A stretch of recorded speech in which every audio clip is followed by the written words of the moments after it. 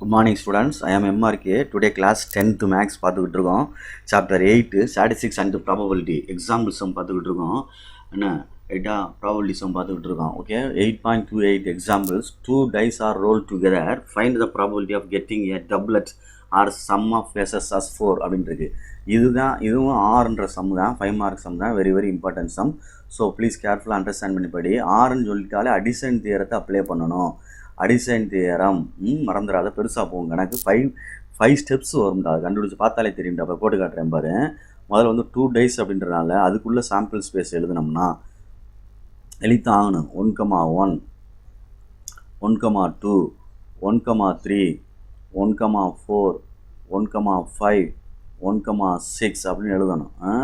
அடுத்து second 2,1 2,2 2,3 2,4 2,5 2,6. Next one 3,1 3,1 3,2 3,3 3,4 3,5 3,6. Next one 4,1 4,2 4,3 4,4 4,5. ஓகேயா, right. 4,5. அடுத்து 4,6. அடுத்து வந்து 5,1 5,2 எழுதித்தான் ஆகணும். 5,3 எரிச்சப்படாத. 5,4 5,5 5,6. குட். இப்போ 6,1 6,2 6,3 6,4 6,5 6,6. நானே எழுதுறேன்ல, அது மாதிரி எழுது, வெறிச்சப்படக்கூடாது. அப்போ டோட்டல் நம்பர் ஆஃப் எத்தனை இருக்குது அப்படின்னா, என் ஆஃப் எஸ் வந்து ஒரு ரோக்கு வந்து 6 இருந்துச்சுன்னா 6 ரோ இருக்குது. அப்போ என் ஆஃப் எஸ் வந்து 36 அப்படின்னு அர்த்தம். 6 6 36. இதாண்டா ஒரு ஸ்டெப்டா தம்பி, மொத்தம் 5 ஸ்டெப் வரும். சரிங்களா, ரைட். இப்போ 6க்கு முன்னாடி என்ன சொல்லியிருக்குன்னு பார்த்துக்க, டபுளட் அப்படின்னு சொல்லியிருக்கு. டபுளட்னா ரெட்டிப்பு number. Let A be the event of getting. Let A be the event of getting. எழுது தெரிஞ்சால் எழுது, இல்லைனா விட்டுற வேண்டியதில்லை. A be the event of getting அப்படின்னு எழுதி getting a doublet number. doublet அப்படின்னு எழுதினோட போதும். ரைட். அப்படின்னா 2 ரெட்டிப்பு, 1,1 2,2 அந்த மாதிரி 3,3. இதுதான் டபுளட் அப்படின்றது. அப்போ என்னென்ன எழுதுகிறோம் அப்படின்றத பார்த்துக்கோ, பொறுமையாக நிதானமாக பார்த்துக்கோ. சரி, அப்போ எழுதுகிறேன். செட் ஆஃப்லேருந்து எடுத்து எழுதுகிறேன். இதிலேருந்து எடுத்து எழுதணும். இந்த சாம்பிள் ஸ்பேஸில் இருந்து தான் நீ எடுத்து எழுதணும். இந்த 1,1 இந்த 2,2 இதை ஃபுல்லாக எடுத்து எழுதணும். அப்போ நான் தனியாக எடுத்து எழுதுகிறேன். 1,1 2,2 அடுத்து என்ன 3,3 4,4 5,5 6,6. அப்போ என் ஆஃப் ஏ வந்து 6 இருக்குது. அப்போ பி ஆஃப் ஏ வந்து ப்ராபபிலிட்டி ஆஃப் ஏ அப்படின்றது n of a by n of s அப்படின்னு அர்த்தம். n of a வந்து 6/36 அடிக்க வேண்டாம். லெட் செகண்ட் ஒன் ஆருக்கு அங்கிட்டு இருக்கிறது, ஆருக்கு இந்த சைடு உள்ள இந்த இருக்குது.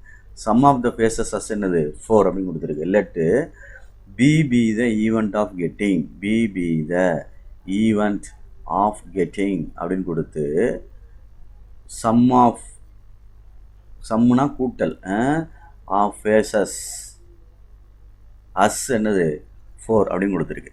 அப்போ பீன்ற செட்டை நம்ம கலெக்ட் பண்ணோம்னா ஆட் பண்ணால் 4 வரணும். அதாவது ஃபஸ்ட்டு இந்த ரோலை எடுத்துட்டோம்னா 1 3 ஆட் பண்ணால் என்ன வந்துடும், 4 வந்துடும். அடுத்து செகண்ட் ரோவில் 2 2 எடுத்தோம்னா என்ன வந்துடும், 4 வந்துடும். அடுத்து தேர்ட் ரோவில் 3 1 எடுத்தால் என்ன வந்துடும், 4 வந்துடும். வேறு என்ன வருமா பாரு, வேறு எதுவும் வராது. அபவ் 4 ஆயிரும். அப்போ எடுக்கையில் 1,3 இந்த செட்டில் இருந்தால் எடுக்கணும். இந்த சாம்பிள் ஸ்பேஸில் இருந்தால் இங்கிட்டு தனியாக போட்டு காமிச்சிருக்கேன், அவ்வளோதான். அடுத்து 2,2 அடுத்து என்னது 2,2 2,2 அடுத்து என்ன இருக்குது 2,2 அடுத்து 3,1. அப்போ என் ஆஃப் பி என்ன வந்துடும், என் ஆஃப் பி வந்து 3 வருது. அப்போ பி ஆஃப் பின்னு எழுதினீங்கன்னா N of B by N of S. ஓகேயா, ரைட்டு. அப்போ 3 என்னது 36. ரைட்டு. இப்போ வந்து நம்ம இது அடிஷன் தியரத்தை அப்ளை பண்ணுறதுனால நம்ம அந்த இது இன்டர்செக்ஷன் ஃபார்மெட்டு நம்ம கண்டுபிடிச்சி தான் தம்பி ஆகணும். அப்போனா தான் நம்ம என்ன பண்ண முடியும், அடிஷன் தியரத்தை அப்ளை பண்ண முடியும்.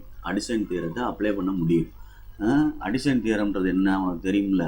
அடிஷன் தியரம்ன்றது என்ன அப்படின்னா இதுதான், P of A union B is equal to, இதுதான் aim, P of A plus P of B minus P of A intersection B அப்படின்னு அர்த்தம்.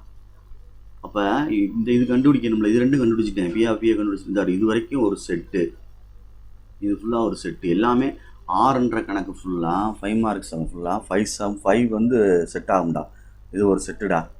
அடுத்து இது ஒரு செட்டுடா தம்பி, ஏன்ற ஈவெண்ட் ஒரு செட்டுடா தம்பி, கரெக்டாக பார்த்துக்கோ.